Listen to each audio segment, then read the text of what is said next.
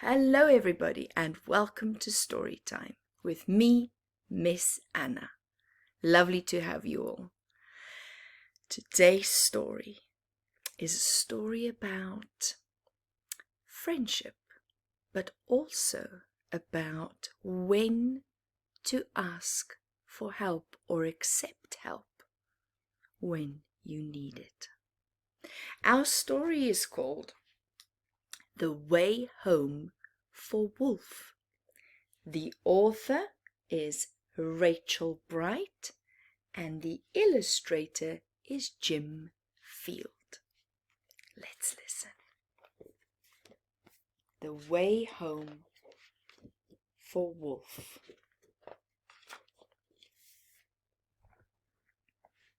Everybody can see? Awesome. As a rainbow of lights flickered soft in the night, dusting diamonds of ice in a desert of white. The wild whipping wind, it whistled a tune to a howling of wolves, ooh, and a shimmering moon.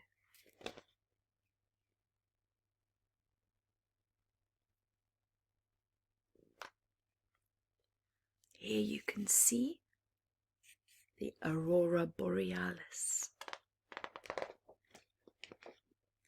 And the loudest "Ow!" in this echoing song was a wolfling called Wilf at the heart of the throng. He loved to be fierce and longed to be grown. He liked to try everything all on his own. "Look at me! I am big. I am tough," he would growl, whilst he showed off his strength and practiced his prowl.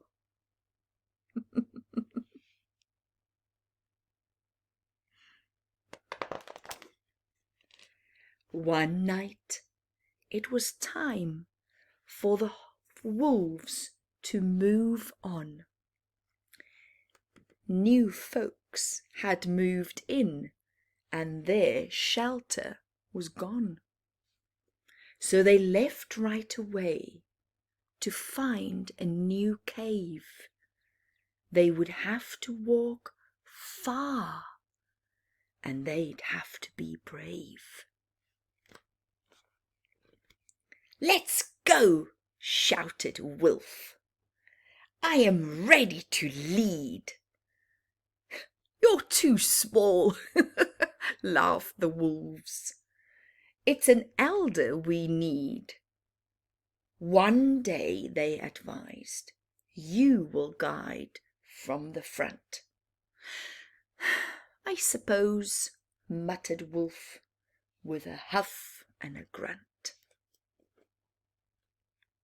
He wants to be the leader now, not one day. Now. They struggled through snow as high as their flanks and leaped over rocks as they scaled icy banks. This is why they had to be brave. Wolf gave his all to keep the pace and to keep up. But strong-willed as he was still just a pup. He's still very young, very small.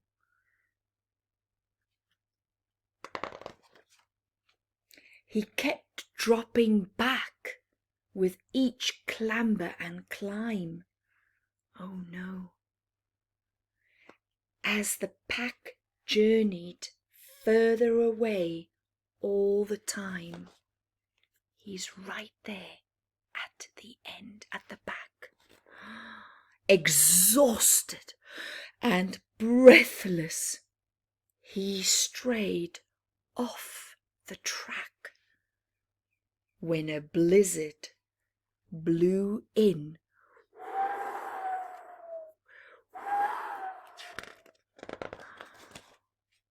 And he lost his way back. He can't see any of the other wolves in his pack. He is all by himself now. Wilf longed to howl, "Yelp!" and to holler it loud, but his throat was too hoarse and his heart was too proud. He didn't want to ask for help and shout out because he didn't want the others in the pack to think that he can't do it by himself. He lay on the tundra. There he is.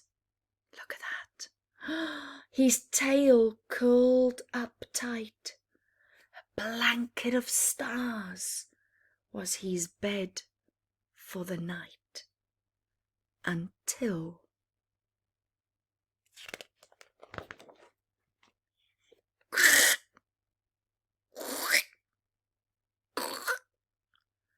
crack went the ice, and crack and creak, Wilf jumped to all fours with a deafening shriek. He stuck out the claws on every limb. Look at him. He had to hold on because Wilflings can't swim. Oh my goodness. Look at that. Then he fell and he fell, rolling and spinning. It felt like the end, but was just the beginning. Poor Wilf. How is anybody going to know he's down there? Since somebody down there had heeded his scream, and she swooped from beneath like a watery dream. "I'll help you," she called. "Just reach for my horn." A majestic and magical sea unicorn.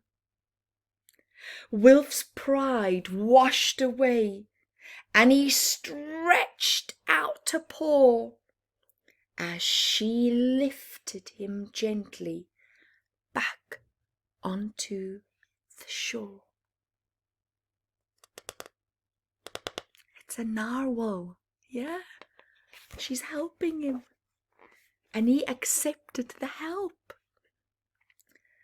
"Don't worry," she sung before dipping her brow. "My friend, Mr. Walrus, will help you out now." And there, right behind him, a huge, tusky fellow lifted his whiskers and let out a bellow. "To the ridge," he proclaimed with his chin in the air. "My friend, Mighty Musk Ox, will take you from there." So the walrus is helping him to the ridge, and then from there somebody else is going to help him.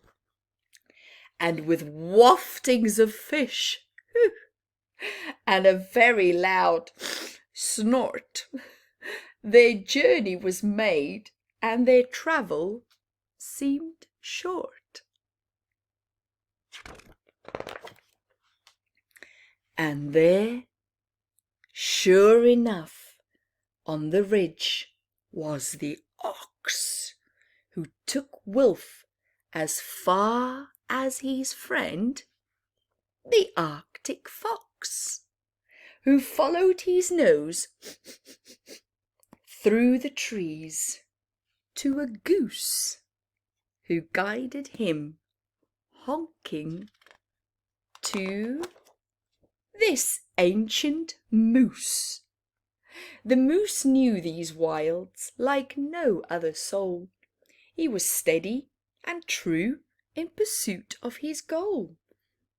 And as twilight closed in, Moose sang out a call to a fluttering,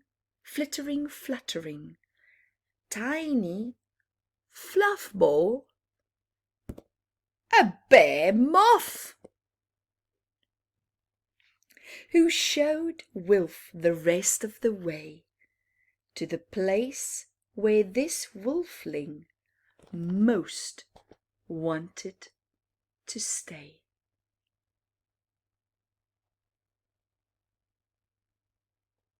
Now we know where he actually wants to be, right?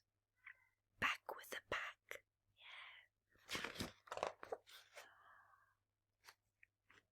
Woo!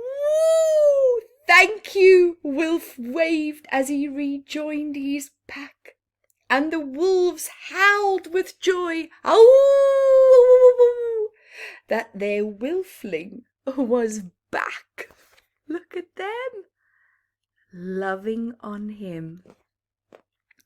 They huddled him in and cuddled him close, and fussed over which wolf had missed him the most. Wilf knew, he knew then, that when all come together, the darkest of times are easy to weather. He knows, little Wilf, he couldn't have ended up here without all these other animals helping him. He couldn't have done it by himself. So he bowed to the narwhal, ox, walrus, and goose, and vowed to the fox and the moth and the moose, if ever I meet one who's strayed off their track, I'll help them along by guiding them back. And true to his word, Wilf is different now, and his world seems much smaller and warmer somehow, since wherever life takes you, wherever you roam, we're all just a handful of friendships from home.